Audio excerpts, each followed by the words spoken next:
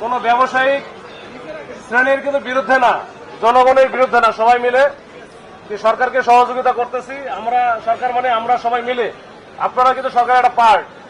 তো এইখানে আমাদের পক্ষ থেকে, পুলিশের পক্ষ থেকে আমি বারবার যেটা একটু বলার চেষ্টা করেছি যে এখন আমরা খুবই একেবারে ক্রান্তিকাল অতিক্রম করতেছি। সামনে আর 30-35 দিন পরে আমাদের সে কাঙ্ক্ষিত নির্বাচন।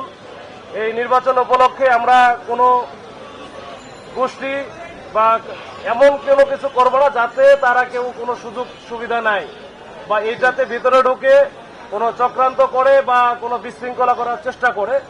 তারই অংশ হিসেবে যেহেতু সময় একেবারে কম, এই সময়টাতে আপনারা একটু ধৈর্য ধরেন। যদি আপনাদের কোনো আইনে কিন্তু চিরস্থায়ী না, আইন কাদের জন্য? জনগণের জন্য।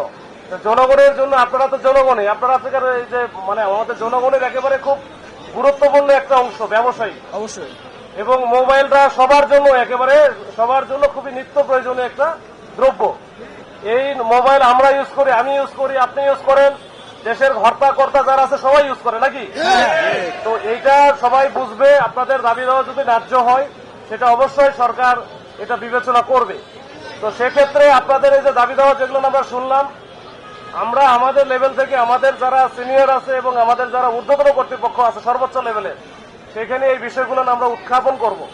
কিন্তু এই অবস্থায় আপনারা এই যে রাস্তাঘাট বন্ধ করা, ওই যে বিটিআরসিতে যে সেদিন যে ঘটনা ঘটলো, এই বিষয়গুলো কিন্তু এটা যেই করুক, আমি আপনাদের কথা বলতেছি না, সে যেই করুক সেইটা কিন্তু এটা মোটেও এটা ভালো জিনিস না। এটা করা যাবে না, রাস্তাঘাটও বন্ধ করা যাবে না। আপনারা আপনাদের মতো করে যদি, আমি বারবার বলতেছি সামনের সময় কিন্তু খুবই কম, আমরা একেবারে ক্রান্তিকাল অতিক্রম করতেছি। আপনারা এই সময়টাতে একটু ধৈর্য ধরে থাকেন, ইনশাল্লাহ আপনাদের যে বিষয়গুলো আছে আমরা এখন থেকে আলোচনার পথেও যদি সুযোগ থাকে আমাদের যে লেভেলে পৌঁছানো দরকার সেখানে আমরা পৌঁছাবো। আপনারাও চেষ্টা করতেছেন, আপনাদের যারা এখানে নেতৃত্বে যারা আছে তাদের সাথে কিন্তু কথা হয়েছে, তারাও বিভিন্ন অ্যাঙ্গেল থেকে চেষ্টা করতেছে। তো নির্বাচন সুন্দরভাবে হোক, ওই পরিবেশটা যেন থাকে, আইন শৃঙ্খলা পরিস্থিতি যেন ভালো থাকে।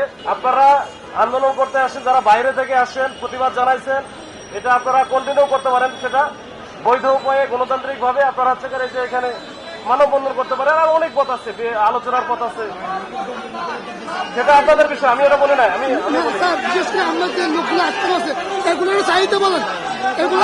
আলোচনা, আচ্ছা আলোচনা তো অবশ্যই যাবেন। ভাই আমি বলি, আরে কথা বলতে পারেন না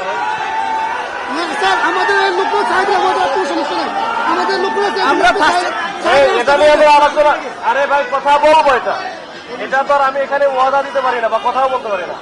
আমি এটা আমার ঊর্ধ্বতন কর্তৃপক্ষকে এটা জানাবো।